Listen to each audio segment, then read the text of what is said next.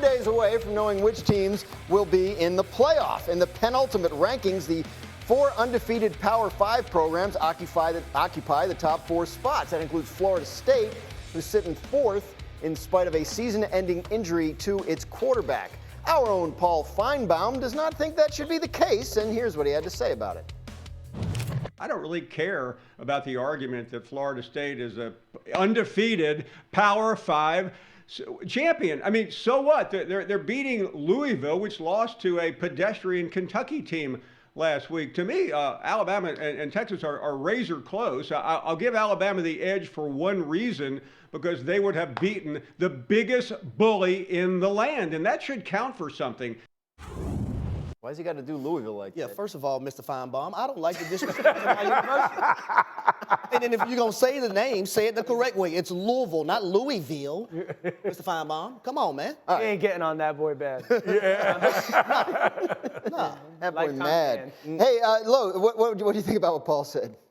I understand what Paul is saying. I do. Yeah. So here's we get into this conversation of like most deserving, best, all that stuff. Number one, best is subjective when it comes to how this is going to go, because Harry, you might value football differently than I do. Exactly. You know what I'm saying? Yep. Like I might value the importance of the quarterback more than you do, or certainly more than you do, and you might value the overall team performance. So when I look at Florida State, pre the injury to Jordan Travis, were they one of the 4 best teams in football? I believed that they were. Mm-hmm. And then, honestly, after the injury, I'm like, you still got to put them in. And then you watch them play without Jordan Travis, you're like, oh, that does not look like one of the 4 best teams, because I value quarterback play at a significant amount.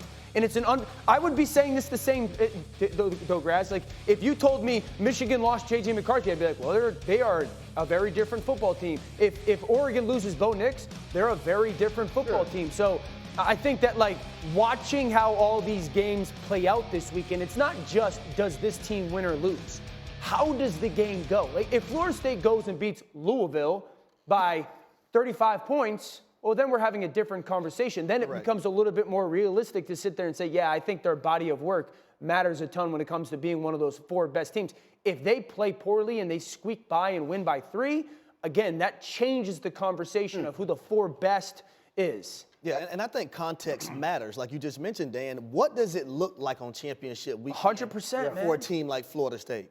They can't mess around. I know it's my University of Louisville, and I got them winning this game. But at the same time, if you're Florida State, you want to go put on your best showing possible, because you're the last game on at night. You're the last thing that the committee is going to see before they make that decision on Sunday.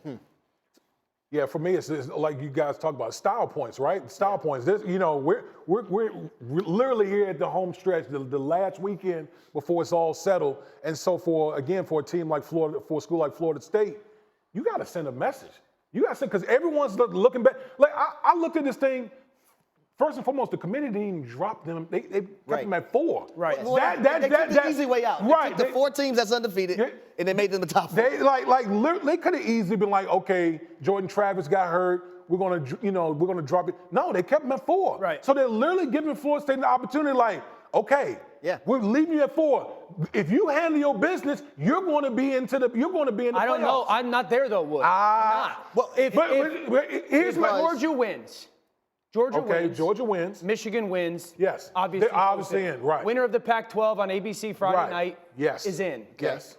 Then if Florida State wins and it's a fine game but not a blowout. But that's what I'm saying. It's style points, Nick. That's what I'm talking about. Texas wins, Texas jumps Florida State and gets What if Alabama wins? Does Alabama get in for sure? That's where the chaos really If Alabama wins. SEC champion Alabama team, they're going to keep them out?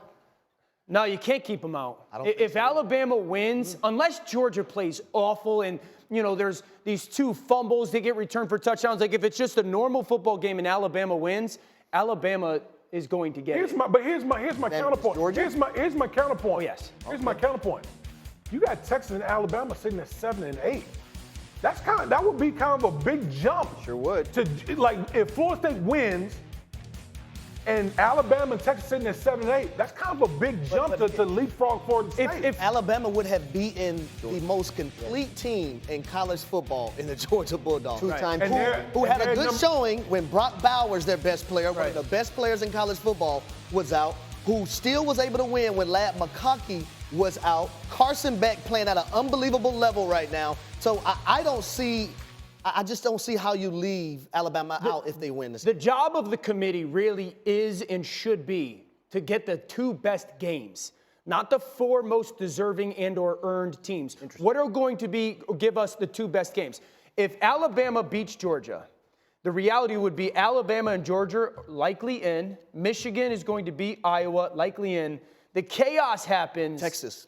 The chaos happens if Texas wins, Florida State wins, and Oregon beats Washington beats Oregon. Right. Then that's when chaos happens. And that's what happened in the Pac-12 title game last year. Right? Alabama, if they beat Georgia, that should at least count for something. Yeah. So then Texas beating Alabama counts for nothing? Like, does that not have to count for something? And it was You cannot very controlled. Yes. Well, that game, Texas really beat Alabama. And They really beat Alabama. The Texas defensive line embarrassed the offensive line and sacked Jalen Milroe. Quinn Ewers was unbelievable in that matchup. Yeah. Xavier Worthy, A.D. Mitchell, and the tight end Sanders, they had a game in that matchup. See, Harry, for me, like, you can't put Bama in and not put Texas. I feel the same way. You can't. Because head-to-head matters on the road. Who are you taking out? If Bama wins and Texas wins, who's out? I think who would be out would be Florida State and the potential Pac-12 champion. Interesting. Which would be, again, but the committee's goal has to be the 2 best games. Right. If Alabama goes and beats Georgia, and it's, again, it's not one of those weird games that Georgia, fumbles 2 punt returns that get brought back to the house or something like that, but it's just a football game, and Bama beats Georgia. I think Georgia and Bama get in. Michigan, we all anticipate to win. And Texas has to win, obviously. Texas would be in. I think Texas win has to be in a deciding factor. Fashion. Sure. Like, it can't be no thriller with Oklahoma State. I feel like if Texas wins in convincing fashion, they'll get in. That's just my feel. Their one loss would be to their arch rival on the last play of the game. That's right. That's what Alabama. Yes, they beat Alabama. Like, we can't dismiss them going in Tuscaloosa and handling business the way they did. If you think if Alabama wins, that they definitely have to be in as SEC champion. The idea of a college football playoff how do you leave without the SEC champion out of the college football playoff? It's not a definite for me, no. I think it's likely, but because you have to watch how the games get played. If Alabama beats Georgia, okay, and Oregon beats Washington, and Florida State loses, well, then that's easy. Like, that's an easy place. But if Alabama beats Georgia and Washington beats Oregon and Florida State beat Louisville by 35, then you're sitting there going, all right, are we going to put 2 SEC teams in, meaning Bama and Georgia, Michigan, and we're going to leave potentially 2 undefeated? Can I ask you this question? Out? Yeah. Is there any scenario that Georgia is out? Yeah, that's. They would have to get absolutely dump trucked by Bama, and I don't think that is. I think and have other results go against them. Correct. Right? I think because you're talking about you have a situation where Michigan Big Ten champion, right? Or whoever wins the Pac-12 champion, right? And then the Big 12 champion. Yep. Could you how can you have a Georgia team, right? Georgia and Bama in. One's not a conference champion. That's why I think the University of Georgia right now, they could eliminate a lot of things from going on if they just beat Alabama. Correct. Sure. That makes it all really easy because we know Georgia belongs in. They've won the last 2, right? And we have to remember, it happened. 4th and 31.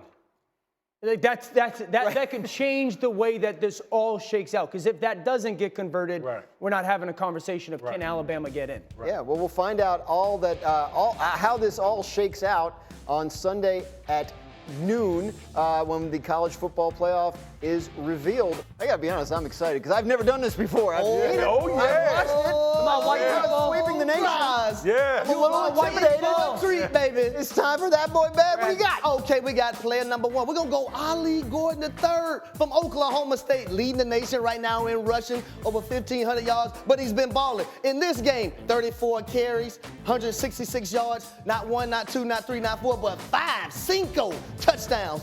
If you over pursue, he's gonna stick his foot in the ground and go the other way, or hand it to him right up the middle. He had a play in overtime where he went helicopter style up up and above everybody. Why D.O.? Why Big Wood? Why everybody on set? Because Ali Gordon, that boy,